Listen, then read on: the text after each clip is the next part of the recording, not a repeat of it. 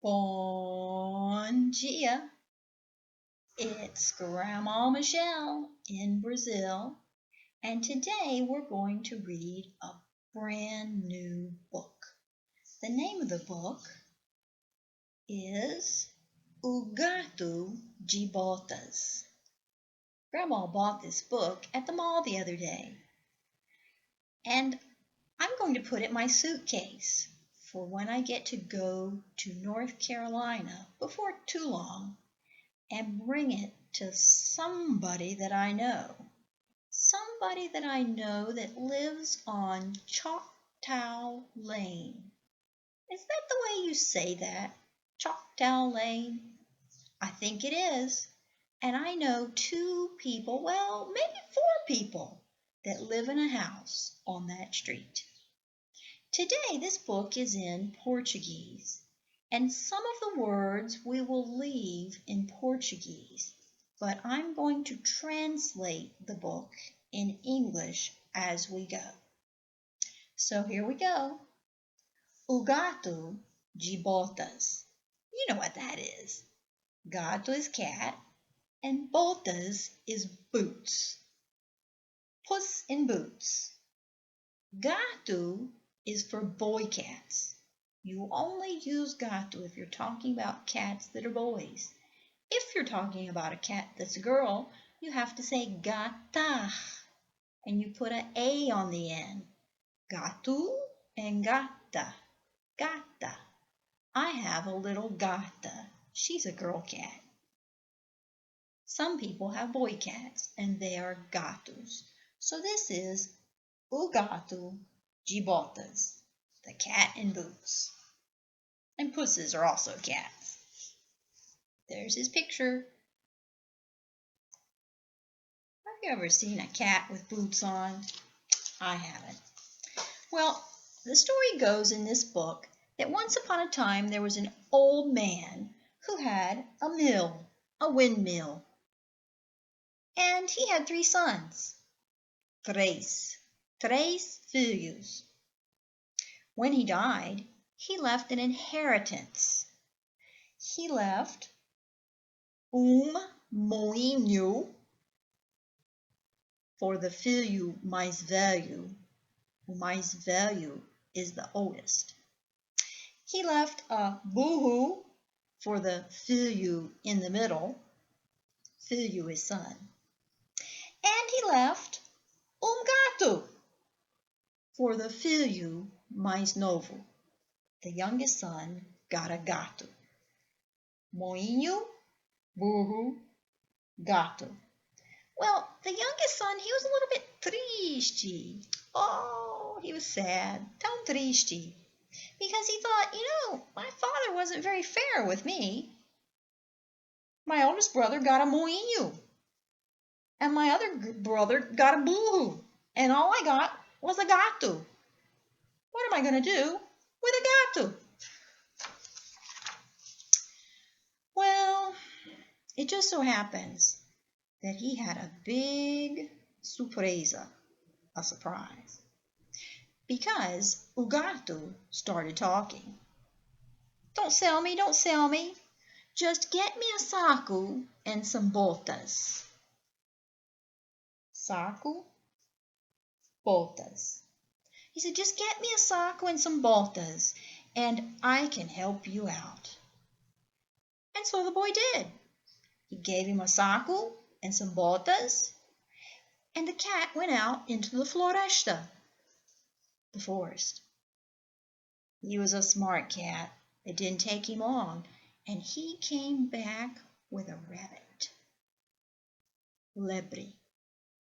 Lebres are fast rabbits. He came back with a lebre, bem gordinha, inside the saco. Now, o gato, he went in the direction of a big castelo, where there lived a grande rei.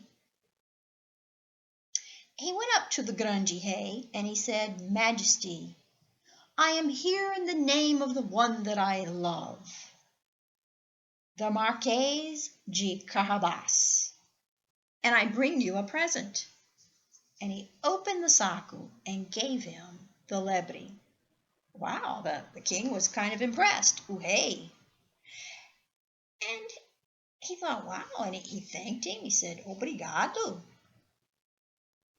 After that day, o Gato went several times to the castelo, always taking presents to the hay.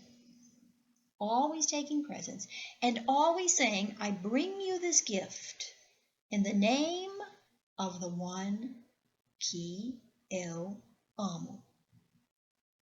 The king was beginning to wonder about this person that somebody loved.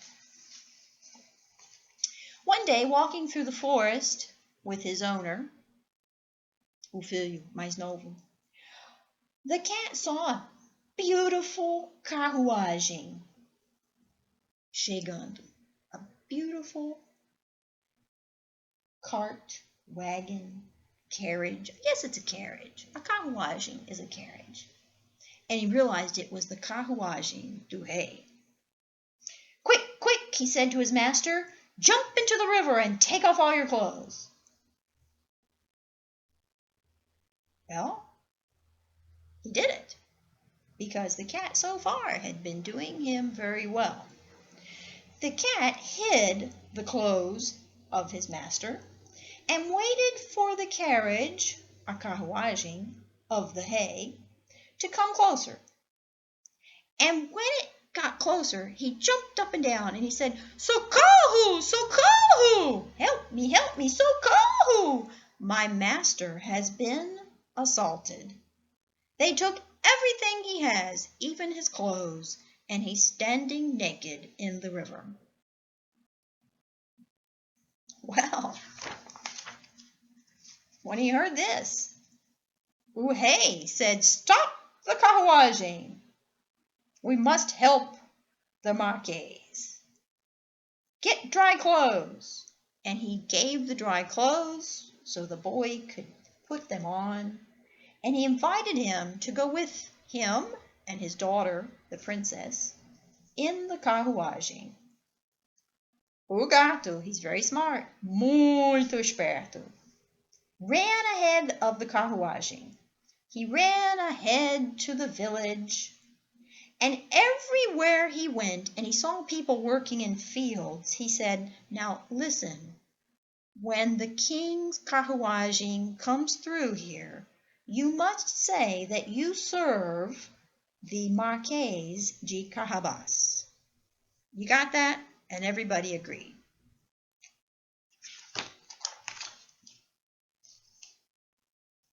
So, everywhere they went, the king would see people working in the fields, and he would say, "To whom do these lands belong?" And they all remembered what the Gato had said, and they said, "They belong to the Marquês de Carrabas." Hey, he was so impressed, he thought, he has a lot of land and a lot of workers.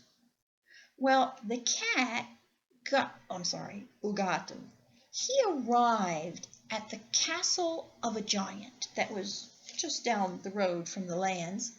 And when he got to the castle of this giant, he knew just what to do, because he was a very smart cat, Gato.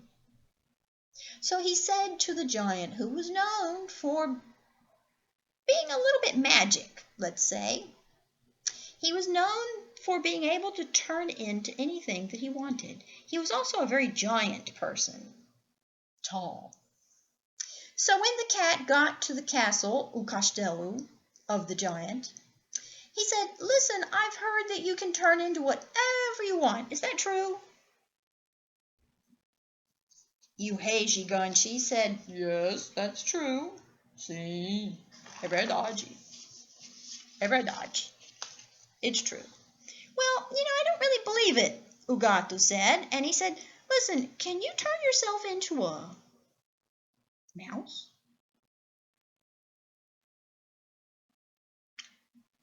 "A little mouse?" the giant said. "Well, I guess. Um rato? Um rato." tá bom, rato, a little mouse. And poof, o gigante turned into a little mouse. And do you know what that Gato did? The Gato caught up that little mouse in his mouth and put him in the saco. Well, just about then, the carruagem do rei showed up.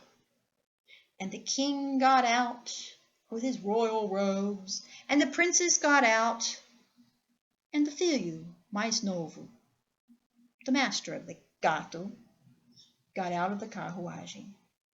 And when they did, the cat spread out his arms and said, "Welcome, welcome, bem-vindo, bem-vindo ao castelo do Marquês de Carrabás.